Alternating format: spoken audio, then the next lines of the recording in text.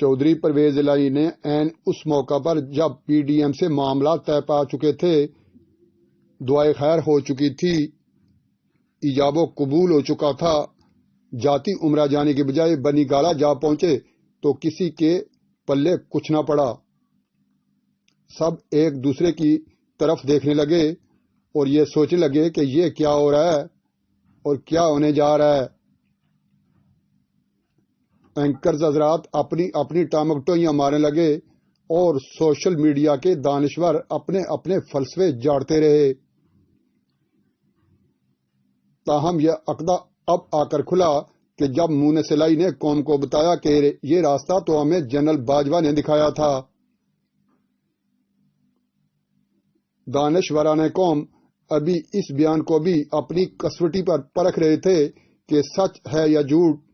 پرویز الہی کے اس بیان نے کہ اللہ نے ہمیں جنرل باجوہ کو ہمیں سیدھا راستہ دکھانے کے لیے بھیجا، معاملہ ہی کلیئر کر دیا۔ یہاں ذرا رکیے، یہ تو کہانی کا آخری موڑ تھا۔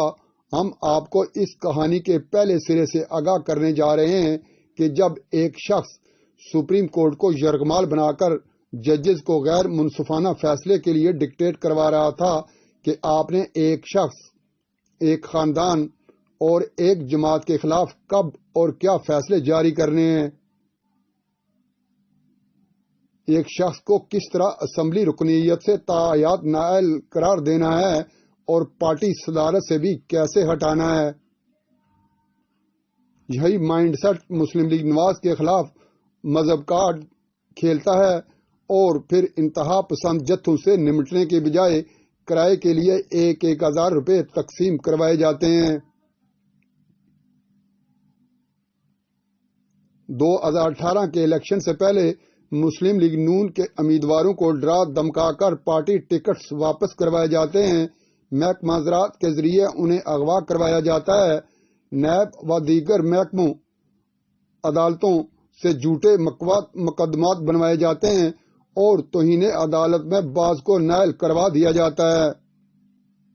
تاکہ الیکشن کی دوڑ سے انہیں باہر کیا جا سکے۔ اس کے باوجود ووٹرز اپنا فیصلہ سنا دیں تو الیکشن کے نتائج ہی روک دیے جائیں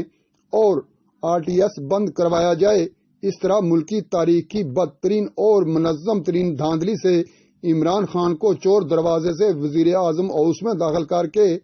اپنی کامیابی کے جھنڈے گاڑے جائیں۔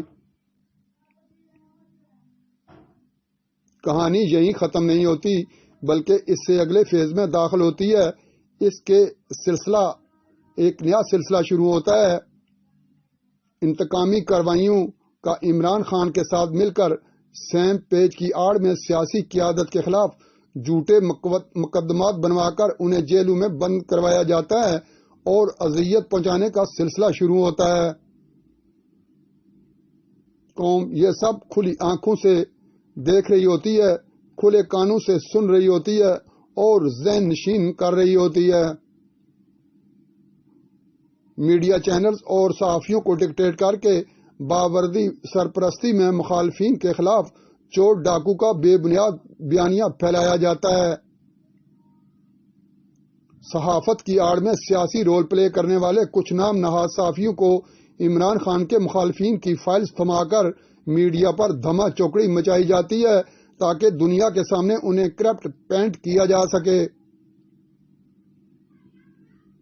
تاہم کہانی دلچسپ مرحلے میں اس وقت داخل ہوتی ہے جب عمران خان کے خلاف تحریک اعتماد آتی ہے اور ایک پنچھی پھڑپھڑانے کے باوجود کچھ نہیں کر پاتا کہ تب تک ادارہ سیاست کو خیر آباد کہہ چکا ہوتا ہے۔ یہیں سے کہانی میں کلائمیکس آتا ہے اور ایک پیج والے باہم دست و گریباں نظر آتے ہیں۔ مسکراہٹوں اور پھولوں کے گلدستوں کے تبادلے کی بجائے گالم گلوچ، الزامات اور ایک دوسرے کو ننگا کرنے کے سین دیکھنے کو ملتے ہیں، کیونکہ ارکان اسمبلی کو فون کالز پر ڈرانے دمکانے اور عمران خان کی اتحادی جماعتوں کو عمران خان کے ساتھ بیٹھے رہنے پر مجبور کرنے کے باوجود اللہ کو کچھ اور ہی منظور ہوتا ہے اور بالآخر عمران خان کو وزیر اعظم ہاؤس سے بے آبرو ہو کر نکلنا پڑتا ہے۔ آج اگر چودھری باپ بیٹا اس بات کی گواہی دے رہے ہیں کہ انہیں آخری دم تک بنیگالہ کے راستے پر گامزن رہنے کی تاکید کی گئی تو اس میں اچنبے کی کوئی بات نہیں کہ ولن فلم کے آخری سین تک فائٹ کرتا ہے اور فتح بالآخر حق اور سچ کی ہی ہوتی ہے۔